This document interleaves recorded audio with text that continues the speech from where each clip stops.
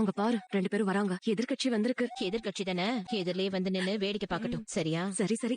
மா அந்த இருக்கிறதுலயே காஸ்ட்லியான புடவை கொண்டு வர சொன்னோம்ல. ஆமாமா ஆமாடி, நம்ம வீட்டு கல்யாணம், அதுக்கு நாம தான் காஸ்ட்லியான புடவை எடுக்கணும். நான் விட்டுருவேனா? ஏங்க, மா 2 லட்சம் ரூபாய் மேல இருக்க புடவை எல்லாம் எடுத்து வர சொன்னேன்ல, ஆமாமா அத முதல்ல கொடுங்க. சரிங்கம்மா. அத காட்டுங்க. ஈஸ்வரி, 2 லட்சம் ரூபாய்க்கு எதுக்கு புடவை?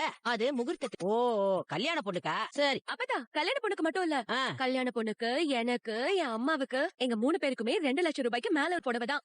உனக்கும் ஆத்தாளுக்கு எதுக்கடி 2 லட்சம் ரூபாயில புடவை? அப்பதா இது எங்க வீட்டு கல்யாணம். அப்பதா நாங்க தனியா தெரிய வேண்டாமா? ஆ, அதனால 2 லட்சம் ரூபாய்க்கு தான் சேலை கட்டுவோம். 2 லட்சம். ம், அத்தை, ஆ, இது இத்திரா இருக்கா, இது நான் எடுத்திருக்கேன். நல்லா ஆ, இருக்கா? நல்லாதே இருக்கு.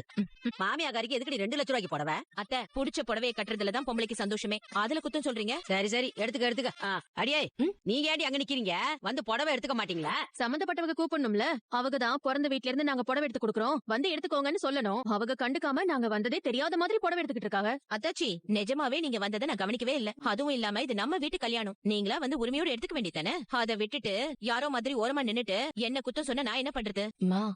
ரொம்ப வீம்பு பிடிக்க வேண்டாம், அப்புறம் கிடைக்கிறதும் கிடைக்காம போயிட போகுது. 1 லட்சம் ரூபாய் புடவையா பார்த்து ஆளுக்கு ஒண்ணு எடுத்துக்கலாம். ஏய், வாங்கடி, வந்து புடவை எடுங்க. சும்மா எல்லாத்துக்கும் வாங்க. வரும். அண்ணே, மா. அந்த 2 லட்சம் ரூபாய் புடவை இருக்குல்ல, அதுல ரோஸ் கலர் இருக்கா? தரமா ஏங்க இருங்க. அத்தாச்சி, இதெல்லாம் எங்களுக்காக கொண்டு வர சொன்ன தனி புடவைங்க. ஏங்க, மா